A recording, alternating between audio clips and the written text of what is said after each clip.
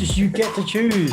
Right? Like here's the scenario. The environment gives us something which can be perceived as negative, can be perceived as not working, can be perceived as problematic. The world's ending. So we get to choose to see it like that, or we get to choose to see it as an opportunity. So clearly that it's my responsibility now to do that for other people. If I have information and other people's success is my success, and vice versa. Because you know what, like the challenges or the roadblocks are the journey themselves.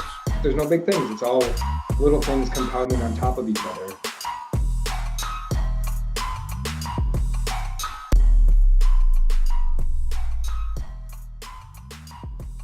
When I say the word value, what comes to mind? How about the word wow? On today's episode of Truth Seekers, Coach Nick and I discuss the definitions of value and wow, and how we deliver those for people in our life, not only our clients, but especially our clients, family members, and people we come in contact with. And what that means in the game of currency, making relational deposits into the bank, and also withdrawals out of the bank. We talk about what this means, some ideas for how we can wow our clients and our people, and we challenge you to think about how you can use this in your life, in your business, when you talk about delivering value and delivering a wow experience for people in your life. Please enjoy the episode. Coming at you, we are live, and by the time you'll be watching this recording, it won't be live, but we're live right now. Coach Nick Davies joining myself, Coach Josh Greco, on the special edition of Coach's Corner Truth Seekers. Coach, thank you for being here today. Special edition. Isn't it funny that we're always live? Right now, we're always live. Right now, always live. Reminder that we only ever have now, right? Don't live in the past or the future. Just right now. That's all we have. Special edition. Right now. Special edition. Live. Extra special because it's because we're live today. Special. We're live. All right, so value, V-A-L-U-E. And we've talked about this before on an episode, but I think it's okay to go there again because my perspective has changed of value. And value, we should probably come up with a definition. But to me, it means, in its simplest form, going above and beyond for people. And I think I have a different perspective of what that means for my clients, prospects, people I connect with on a daily basis. It's if you think of the mind scan, relator, doer, thinker, it is the relator aspect of that. It's the connectivity to other people and showing them in a special way something so there's the word value that you're doing for them. Now, value can come in many different forms. And of course, we have an agreement to coach our clients. But value to me goes beyond that. I think of like, wow, that might be a word associated with value, but how are we making these people just raving fans of not us, but what we do, what we're doing for them? Like, so maybe value is the actions, the way that we're showing that these people are important to us. What really stuck out to me there was saying going above and beyond. Value is going above and beyond. No doubt there's value in going above and beyond, but my mind went, but that's not just it, right? I guess I think I'm swimming in the swimming pool of value all the time. It's always value. Like it's not just value when you go above and beyond. That's valuable as well, but it's always value. I guess, and then so it's always relator. It's always connection. It's always there. It's like because you're connected, there's a constant energy transference of value. Yeah. So I'm just typing some notes here. I was going to ask you. So how do you know when something is valuable or when value has been delivered? And you may have just started to answer that with that last statement, but maybe expound upon that. In a coaching relationship? In general, but maybe we can be specific about it. But I think a big part, and we say this a lot, right? Well, not to put words in your mouth, but the way I would say it might be is a big part of coaching. And there are a lot of big parts to coaching, right? So it can, just because this is a big part doesn't mean there's another big that's not a big part. But a big part of coaching, which I'm talking about right now, is being precise, holding the standard, which I talk about a lot, radical transparency and honesty, and telling it like it is, calling it tight, saying the thing that everyone wants to have said or is thinking that no one else is. That's a big part of it. And it's not assuming anything. It's always getting clear, even when it's obvious. In fact, especially when it's obvious. So I think a big way of knowing if something's valuable is to ask. And so in a coaching setting, it might literally be saying, what did you find most valuable? And certainly not, did you get value? Right. I'm just taking some notes here. So what I wrote down, what clarity I got while listening to your answer there is how what we're doing stands out. Right. And maybe I'll answer this in a generic term of like anybody who delivers a product or service to somebody, whenever you have a client engagement, there is an agreement for an exchange of services or products, right? So what makes people come back or buy more or be more engaged with that relationship? And that's where I think my definition of value is coming from, or how I think about it, is how you get them to be such a fan of what you're doing. And maybe it's not what you're doing, maybe it's the feeling that they get with the engagement with you. And when you're really delivering on that, and maybe this is the answer to my question, like how do you know that value is being delivered? In the form of coaching, it's a breakthrough, right? Or an aha, or a clarity with how somebody can take ownership of their life, or how somebody can make a big impact on other people, or even their own lives. Does that resonate with you? Yeah, for sure. Definitely a feeling, because everything's a feeling. It's a perception, right? The perception of value. Mm-hmm. Yeah, absolutely. And then, so you said like the over and above, or the wow, or the relationship currency bank account, if you will. It's a continuous process. It's a continuous checking in of how much currency do I have with this person in that relationship?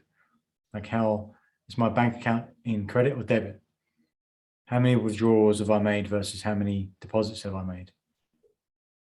And I think that's a continuous process with your clients, with your family, with your friends, with your colleagues, all the time. You've got to be thinking, how can I deposit more? How can I deposit more? Not so you can make withdrawals, But when you have to. but when you have to, you can.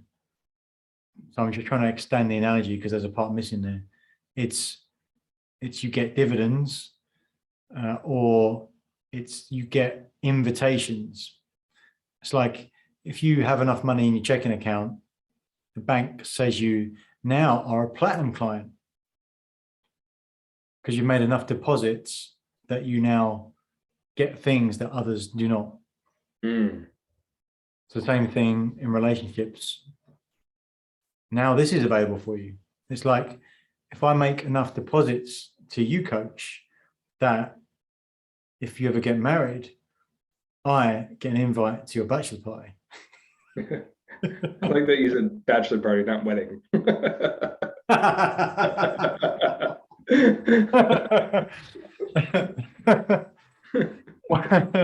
Well, luckily, if I get invited to the bachelor party, I get invited to the wedding. Right. You know, but yes, if I choose one or the other, I choose a bachelor party. That's great. Yeah. But yeah, so I hopefully it qualifies me, if you will, to a different level that makes you feel good for inviting me and makes me feel good for accepting that. Yeah. Honored. And then what does that do? Then that creates another environment to have more value, aka the actual bachelor party. That's interesting. Talk to me more about that. So the more value deposits that you make, the more value opportunities you get, which then create different buckets of where you can make more deposits. So it's almost like this is like the compound interest effect here. Compound interest effect. So in business, that could be favorable introductions, which most people will call referrals. In relationships, it could be introductions to other people that are a part of their life. So that's how groups of friends get. Yeah, groups of friends get made, right? This person's added enough value to me, I'll introduce you to them. I think they've added enough value to me that I can provide value by introducing them to you. That's how that's what prevents a lot of my clients from asking for referrals, because they're thinking about it as that client doing them a favor. It's a favorable introduction when you've added enough value that that person is happy when they get asked to introduce them to someone else that they trust and admire and value, because it allows them to create more value for those two people. So if you're certain in your business that you create value and you're not asking for favorable introductions, then you're actually taking out value by not asking. Interesting way to think about it. Because you're not leveraging the opportunity to let that person feel good about bringing two people that they care about together. Yeah, so this is interesting. So it's not so much of making a withdrawal, but like you mentioned, it's more opportunities to make additional deposits. Yeah. That's how you build wealth. And then you live the life all on the upside. You only spend the interest and never take out the capital. That's really cool to think about. That's a lot of clarity right there. Yeah, that's cool. Yeah, so just to go back a step or two. So I think about like how to create value for other people. Like there could be people watching this, like I don't know what you mean. Like how do I create value? Like I deal with my clients. That's what it is.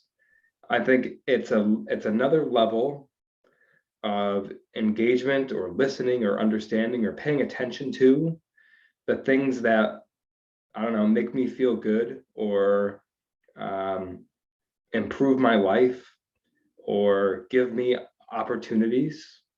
Like that's what value is, and a very tangible way to describe it. Would you agree with that, or add to it?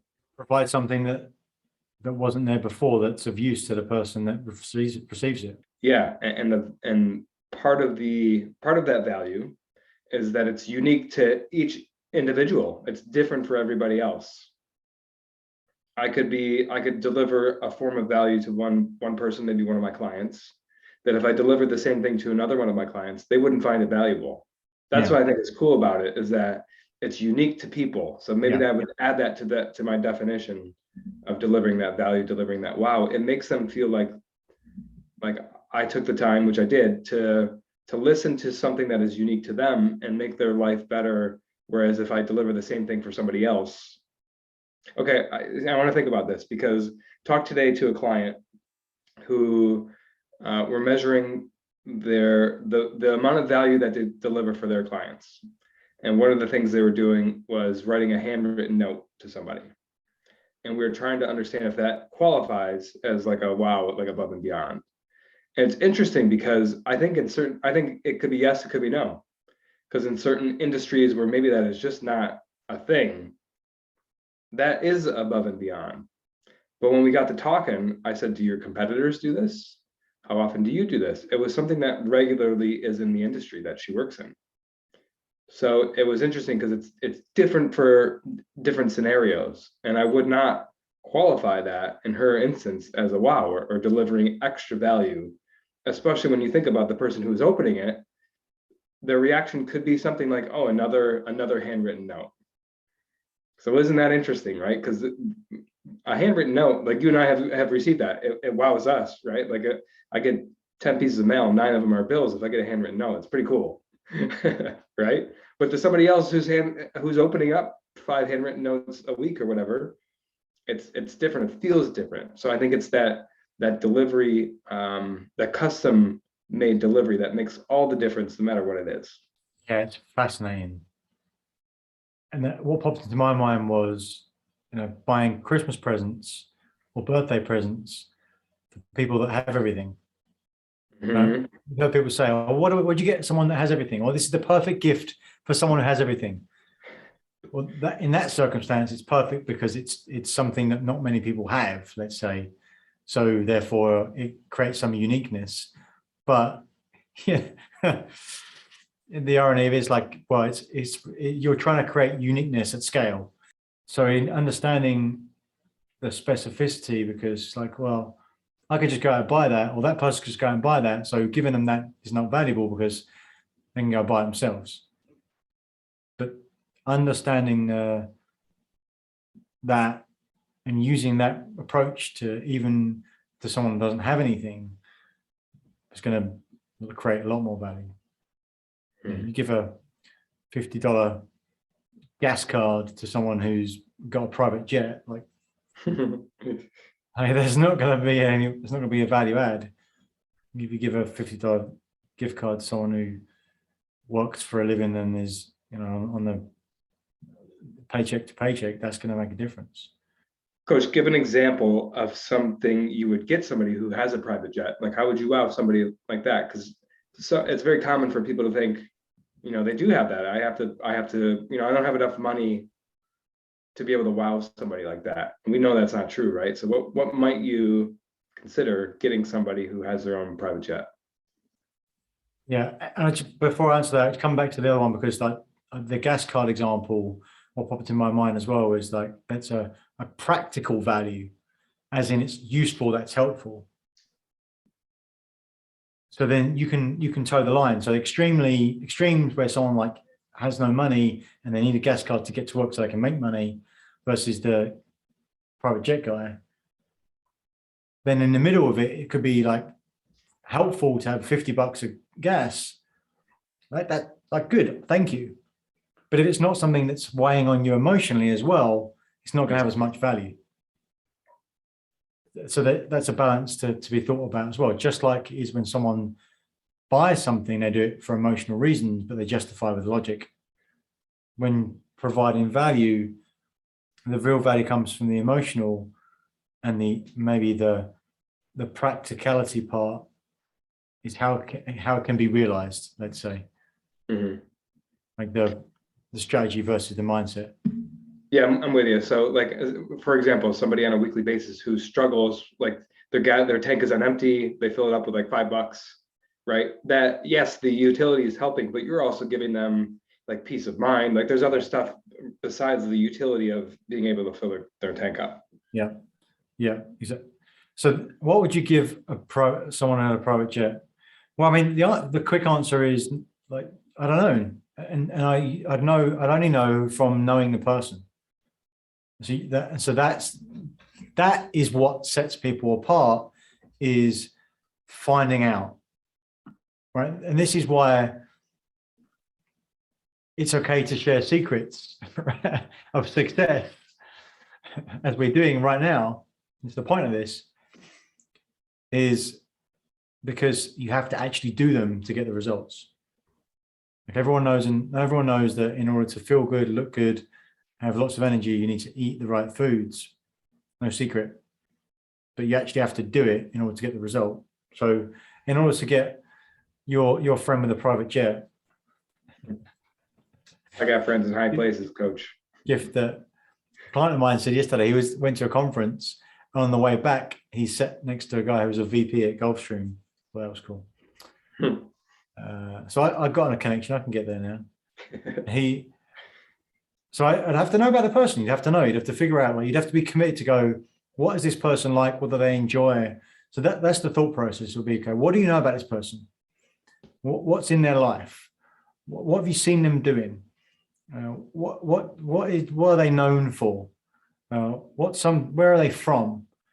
And that is what that muscle that you build allows you to get more and more specific with people and see things quicker than others might, and deliver value through wows and giving them a gift if you want to.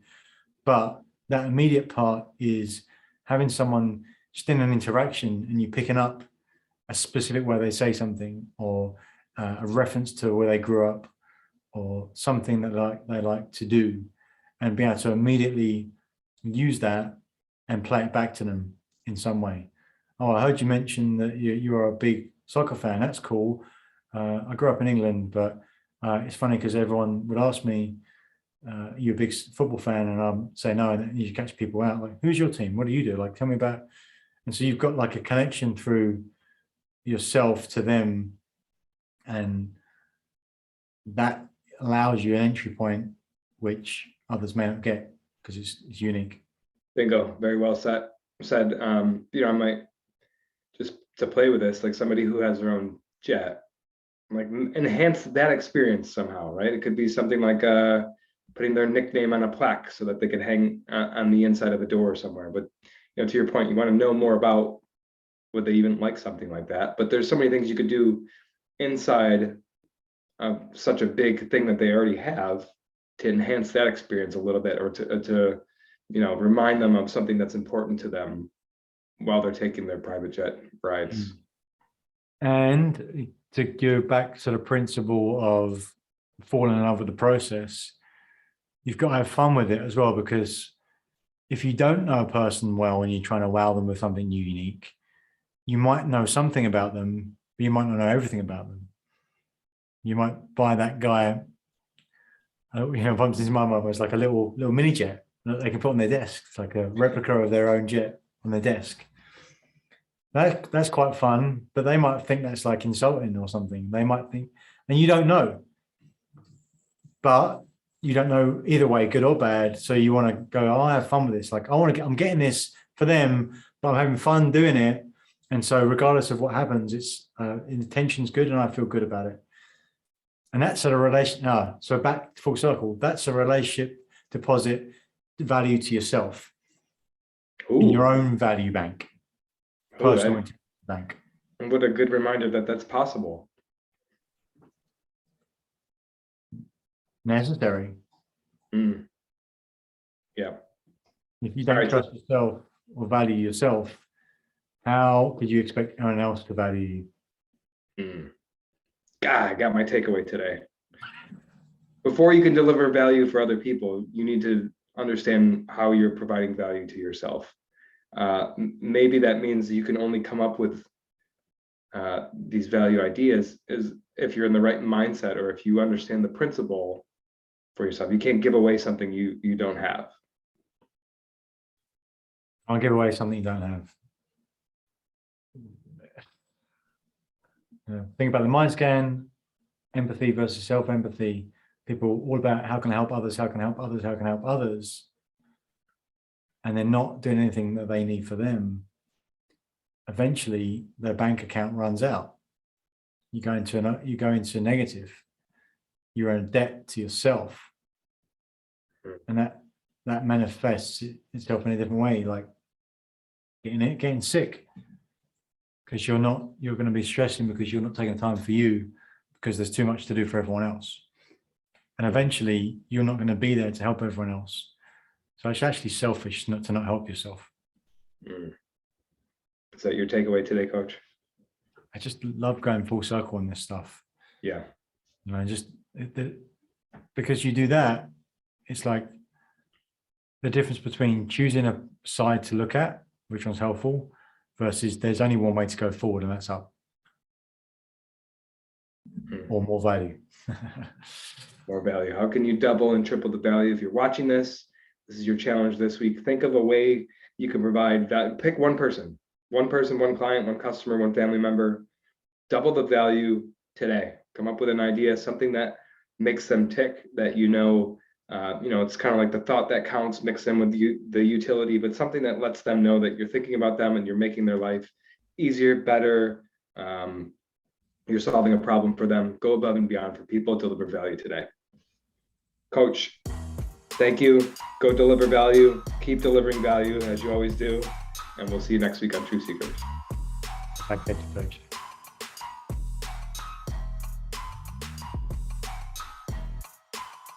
So, Coach, by that token, I've been thinking a lot about this word value. Maybe you've heard of it. The word value, VALUE. And We have a live podcast interruption here.